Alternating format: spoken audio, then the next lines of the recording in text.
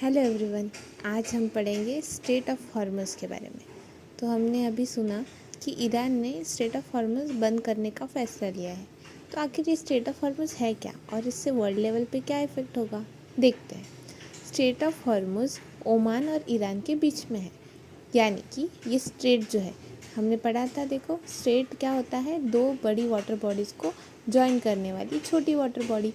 तो Persian Gulf और Gulf of Oman को कौन ज्वाइन करता है? Strait of Hormuz. ठीक है, ये यहाँ पे आता है।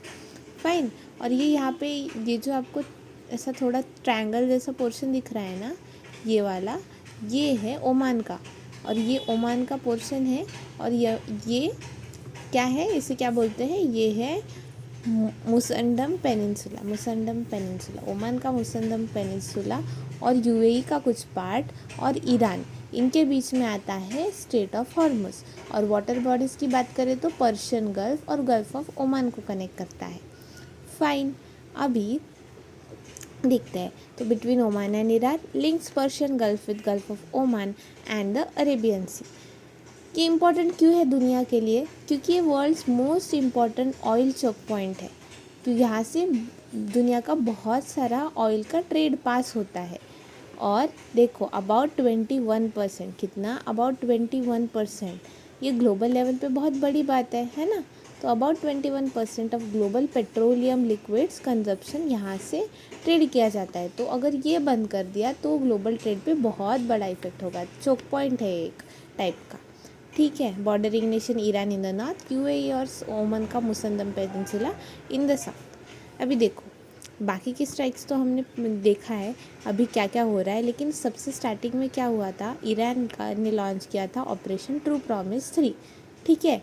और रिटेलिएशन में, किसके रिटेलिएशन में? इजराइल ने पहले लॉन्च किया ऑपरेशन राइजिंग लॉयन। तो अब इजराइल एस का ऑपरेशन राइजिंग लॉयन और ईरान का है आर, तो ट्रू प्रॉमिस। तो ऑपरेशन ट्रू प्रॉमिस 3 लॉन्च किया गया in retaliation to operation rising lion. Rising lion operation जो इजराइल का था, इसने क्या किया? इसने टारगेट किया था कि ईरानियन मिलिट्री और न्यूक्लियर इंफ्रास्ट्रक्चर्स। ठीक है। आज के डे में यूएस ने भी कुछ न्यूक्लियर इंफ्रास्ट्रक्चर्स को टारगेट किया ईरान के बराबर। अभी हम पहले ये वाला पढ़ेंगे। ठीक है। तो रीज़न क्या है ईरान और इजराइल का कॉन्फ्लिक्ट हुआ क्यों, हो क्यों रहा है?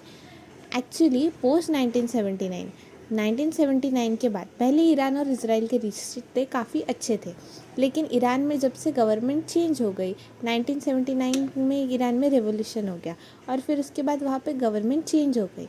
ठीक है। ईरान बन गया एक इस्लामिक रिपब्लिक बन गया।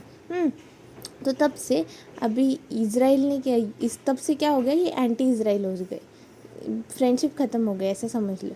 तो नहीं तो पहले अलाइज थे मतलब मित्र देश थे, ऐसा समझ लो, एक दूसरे से अच्छे थे, लेकिन अभी अपोजिट हो गए।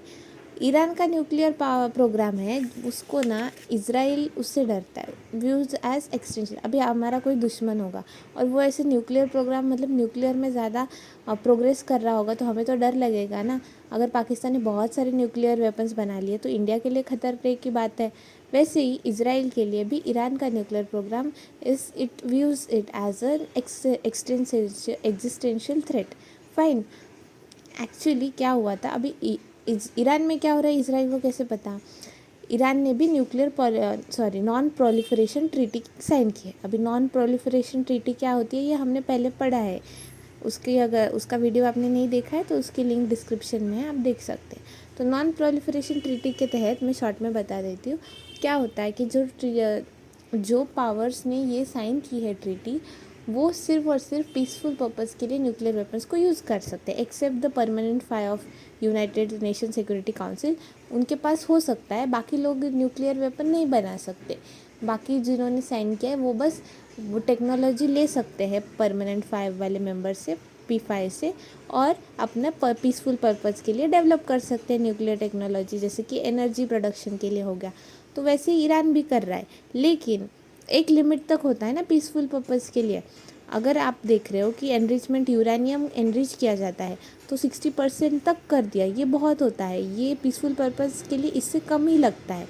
अगर इतना कर रहे हैं, IAEA ने रिपोर्ट किया, इंटरनेशनल एटॉमिक एनर्जी एजेंसी ने रिपोर्ट किया कि ईरान ने एनरिच किया यूरेनियम टू 60%, और ये ब्रीच है किसका? नॉन प्रोलिफरेशन ट्रीटी का, क्योंकि नॉन प्रोलिफरेशन ट्रीटी एक लिमिट तक ही अलाउ करता है जितना पीसफुल पर्पज़ के लिए रिक्वायर्ड है। ठीक है, अभी यूएस और अदर मेजर वेस्टर्न पावर्स ने भी कोई न्यूक्लियर डील ईरान के साथ साइन नहीं कर पाया है, कुछ फाइनल नहीं कर पाया, तो ईरान का न्यूक्लियर प्रोग्राम मतलब एक थ्रेट हो गया है। ठीक है, अभी ईरान और एक चीज़ है, इज़राइल का तंटे चल रहे किसके साथ, पैलेस्टीन के साथ, लेबनान के साथ, और लेबनान में जो हिजबुल्ला मिलिटेंट ग्रुप्स है, हमस, गाज़ा का हमस और लेबनान का हिजबुल्ला, अभी ये सब इज़राइल के अगेंस्ट है। करेक्ट, इज़राइल का और इनका पंगा चल रहा है ना। तो अगर, और ईरान का क्या है, ईरान ये ग्रुप्स को सपोर्ट करता है, हिजबुल्ला को सपोर्ट करता है, लेबनान में हमस को करता है, गाज़ा में हौतीस को भी करता है, यमन में। तो अगर ईरान के पास न्यूक्लियर वेपन्स आ जाएंगे तो ईरान इन लोग को न्यूक्लियर वेपन दे सकता है, जिससे कि इज़राइल पर डायरेक्ट खतरा हो सकता है अगर वो लोग न्यूक्लियर वेपन यूज़ करें तो, बराबर कि नहीं। इसलिए इज़राइल को डर है ईरान के न्यूक्लियर प्रोग्राम से।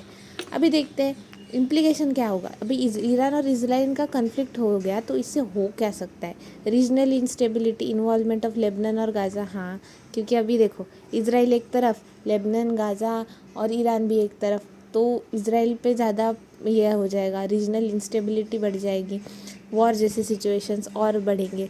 ठीक है, disruption in global trade, shipping affect होगी स्ट्रेट ऑफ हॉर्मुज और रेड सी से।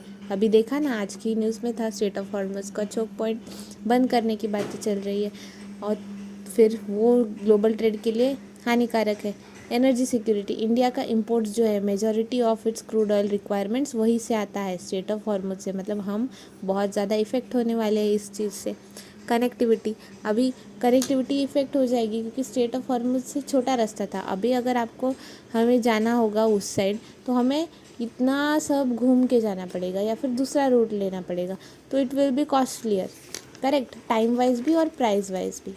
ठीक है, अभी ये इससे अफेक्ट भी होंगे projects like India middle east Europe economic corridor, ये इफ़ेक्ट होगा, और international north south transport corridor, ये दोनों इफ़ेक्ट होंगे क्योंकि ईरान से ये पास होते हैं। चाबार पोर्ट के बारे में हमने पढ़ा था।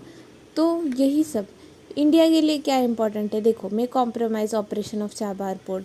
करेक्ट, और उसके बाद बैलेंस, हाँ, हमारा इजराइल और ईरान दोनों से रिलेशन बैलेंस करना थोड़ा डिप्लोमेटिकली टफ हो जाता है इस सिचुएशन में कि हम किसको सपोर्ट करें।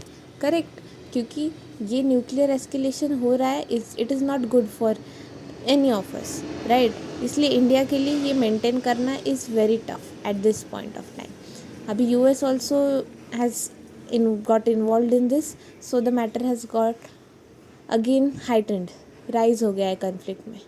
So let's see what happens next. Thank you for the day.